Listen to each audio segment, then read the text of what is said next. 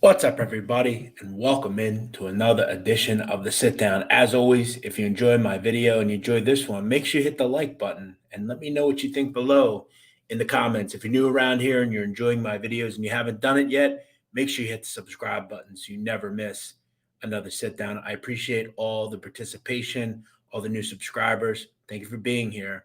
Let's get into another great mafia topic. And today we are going to talk about the ever growing profitable world of union racketeering. In the 40s, the great Tommy Lucchese would school his associates on how to become one of the largest and most successful union racketeers ever. People in his family, like his protege, Tony Corallo, would take a book at a Lucchese's page. And for the Lucchese Crime Family, they would become one of the best and most adept at union infiltration and construction rackets. For large parts of many years, the Lucchese family has been the leaders in construction, union infiltration, and more. Today's subject is no different. We are going to talk about the very interesting life of Stevie Crea, alleged underboss of the Lucchese crime family. That and more next on the sit down. Before we get into the video, I did want to make a quick note. According to the family of Stevie Crea, there's a wide ranging rumor going around that his nickname is, quote, Stevie Wonder or Wonder Boy. According to them, no one has ever called Stevie Crea those two nicknames. They've also contended that the government would allot Crea that nickname in hopes of sensationalizing who he was. According to his son, there is no known individual, even in his family or his friends, that call him Stevie Wonder or Wonder Boy. So I just wanted to make that known as we head into the episode. Stevie Crea was born July 18th, 1947, in the Bronx, New York. He would set up shop and live there most of his life, and he had the great exclusive access to living in Arthur Avenue, one of the great areas in the Bronx. He would run the streets in the famed Italian enclave and get, I'm sure, great food. He was really a lucky kid to live in that time period in that area of that borough. Now, interestingly enough, in the early 80s, late 70s, Stevie Crea would make his ascent into organized crime. He would come up in the crew of Sammy Bones Castaldi, who ran a Lucchese crew out of the Bronx. Now, it is important to understand most of the power base of Lucchese Crime Family was centered in Manhattan, Queens, and Brooklyn. So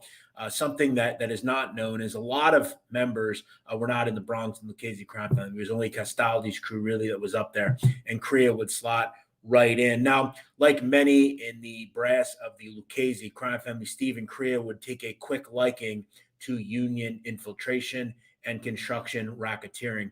It was said that he had multiple jobs and no-show jobs at drywall companies and other construction rackets around the city. He was also very chiefly connected with Union 282, the Cement and Concrete Workers Union.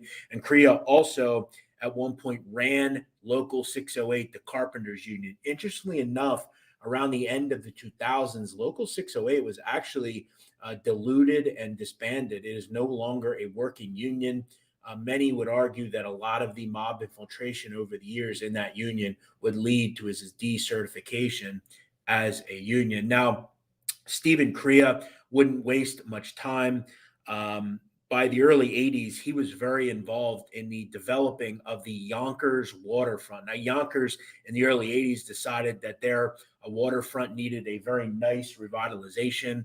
They would sink about $12 million in that time in the waterfront. Now, interestingly enough, the individual that won the contract to the waterfront was a developer called Melvin Weintraub. Interestingly enough, though, there was a struggle of power between the waterfront control, and Stevie Crea would actually wrestle that away, and that would become his first real foray into union and construction rackets. He would take what he wanted, and that would lead to a long life in the mob in this racket. Now, in 1985, as we know, the commission case would happen, and boss of the Lucchese crime family, Tony Ducks Corallo, would be hemmed up as many of the bosses were getting brought in by the feds. He would alert that he wanted Anthony Casso, and Vittorio Musso to take over the family. They would take and seize control, and Stevie Crea would get a power bump as well. He would be allotted the crew of old Sammy Castaldi, and he would become capo regime of that crew in the Bronx. So everybody was making out, everybody was happy. As we know, in the early 90s, the federal government would rain down on Anthony Casso and Victor Amuso. At that point, a ruling body is established, and Stevie Crea elevates himself to underboss of the Lucchese crime family. So in a short decade or so, Crea went from being made to capo all the way up to becoming part of the ruling panel of the Lucchese crime family. The 90s were good times for Stevie Crea. He was very involved in continuing his construction takeovers, and we'll get to those in just a second. But in 1993, there was a certain member or a couple members of the Lucchese crime family that weren't very happy with Crea and some of the decisions to move a lot of the power base of the Lucchese family up to the Bronx. People were unhappy, and this would set off a possible assassination attempt. Georgie Nonek Zapola and an individual called Frank Gioa Jr. would actually set up a assassination attempt on Stevie Crea. Luckily, for him, it never happened. They would contend that they didn't want the power base moved, and they would act as loyalists to Casso and Amuso. They luckily never were able to do it because the federal government would arrest both of those two people in Zapola and Gioa. So things were going well for Stevie Crea. He was making money. He was a high up in the Lucchese family, and things were starting to figure themselves out. Crea would make a ton of money in construction, as I said, and it was estimated that during the 90s, the Lucchese family in certain years are bringing upwards of $50 million per year in construction. They were involved with everything: bid rigging, union contracts, mob tax, settling disputes over particular construction sites, setting up legitimate taxable info that the IRS could use to make it look like that they were making legitimate money. There was all sorts of projects, including skimming. They were taken from the top off construction projects, 50,000 here, 100,000 here. And before you know it, you're making a ton of money through mob construction. The problem was in the late 90s, the government would rain down on Stevie Crea. He and members of the Lucchese crime family, as well as other families, were indicted in a state and federal wide-ranging case involving construction bid rigging, extortion, and many other mob crimes. The feds would allege that Stevie Crea and one of the members of the families, John DeTillo, were caught on wiretap discussing construction irregularities with an individual called Sean Richard. Richard was the son-in-law of New Jersey mob boss of the Cavalcantis, John Riggi. They would contend that Richard was able to get Crea on tape talking about this stuff, and he would act, Richard, as a chief witness and wiretap wearer for the federal government. In 2004, Stevie Crea would be convicted and sentenced ultimately to 34 months in prison. Now, luckily for him, in 2006, he would actually get out, but he would remain on federal supervised release until 2009. And as we know, with federal supervised release, you cannot hang around with known felons. So Stevie Crea was kind of in his house.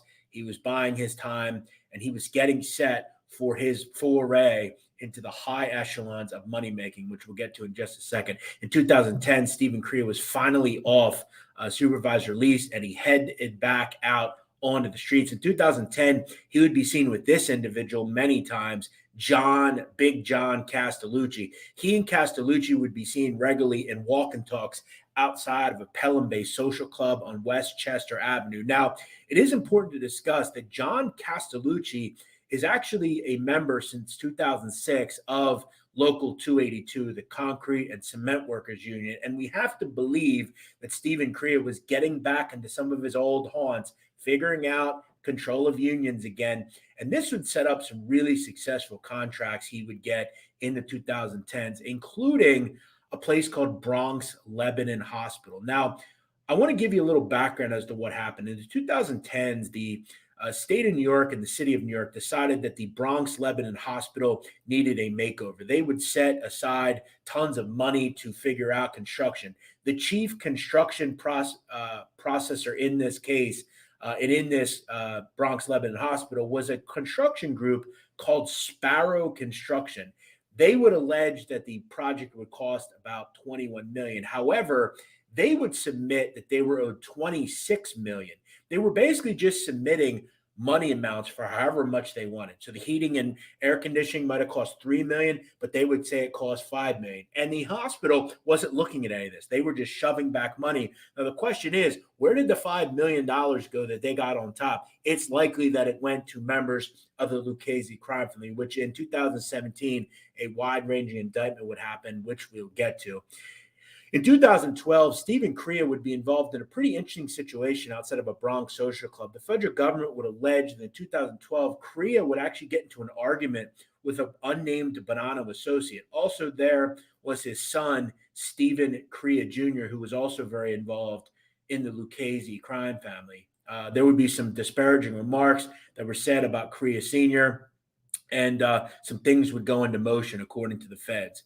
Let's jump to 2013. As many of you know, in 2013, East Harlem Purple Gang leader Michael Meldish would be found shot to death inside his Lincoln LS town car in the 1200 block of Ellsworth Avenue in Throgs Neck, the Bronx. People wondered who killed Michael Meldish and why. Now, in 2013, the streets were running amok. A lot of people were talking. Who was the one that did this?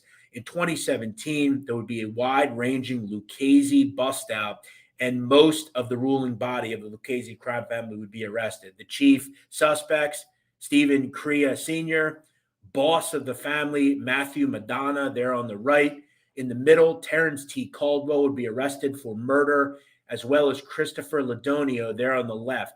Ladonio and Caldwell were the main suspects in the actual hit. And according to the feds, those two would act as the chief murderers of Michael Meldish. The feds would also allege that Crea and Matthew Madonna were the ones that ordered the hit on the East Harlem Purple Gang leader.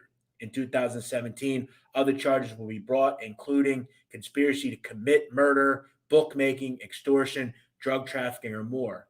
Other people involved in the indictment: Big John Castellucci and Crea's son, Stephen Jr. The feds would contend that Stephen Crea Jr. conspired to kill that Bonanno associate that said those disparaging things about his father outside the Bronx Social Club. They would also contend that Crea Sr. was involved in the planning of that hit as well. Most of the individuals in this case would head to trial. Stephen Crea in 2019 would ultimately be convicted and sentenced to life in prison for the murder of Michael Meldish and other crimes. Now, it is important to discuss as well the other three individuals, Matthew Madonna, Christopher Ladonio, and Terrence Caldwell, would also be convicted of this murder and also get life in prison. All four currently sit in federal prisons around America. It also is important to discuss that Stephen Crea would actually come and agree to a plea deal to racketeering and other charges and would get 13 years. One thing that he was not convicted of was the attempted hit on that Bonanno associate. According to a lie detector test administrator, Jeremiah Hannafin, Stephen Crea Jr. Would be given a polygraph test about this hit, and he would pass with flying colors. The interesting thing in this Michael Meldish case, according to the same operator, Jeremiah Hannafin, Stephen Crea Sr. was also given the same lie detector test, and these results would prove to exonerate him in being involved with the Michael Meldish hit. That being said, the feds still believed they had substantial evidence and were ultimately able to convict Crea and the three other individuals in this case. It is important to mention, I did talk with the son of Stephen Crea, and he would contend to tell me that currently the family and lawyers are submitting a 67-page Rule 33 briefing, and they are awaiting a possible decision on a new trial. They still have to go through the appeals process, and it is thought that hopefully for the family of these individuals, they will get a new trial. If they didn't do it, they need to get a new trial. And there's been a lot of, according to the family, newly discovered evidence that needs to be presented. The thought going around Cosa Nostra worlds is, who killed Michael Meldish? And if it wasn't these four, who were the ones that did it? We'll have to wait and see what happens. If you ask me, I think there's going to be a new trial for Stephen Crea and several others. As always, those are my opinions. We'll have to wait and see. Currently, as I said, all of the suspects in this case remain in federal prison. Stevie Crea is 74 years old. As always, I appreciate you all watching, and I hope you liked the video. If you did, and you're new around here and you haven't done it, make sure you subscribe. We'll see you next time here on the Sit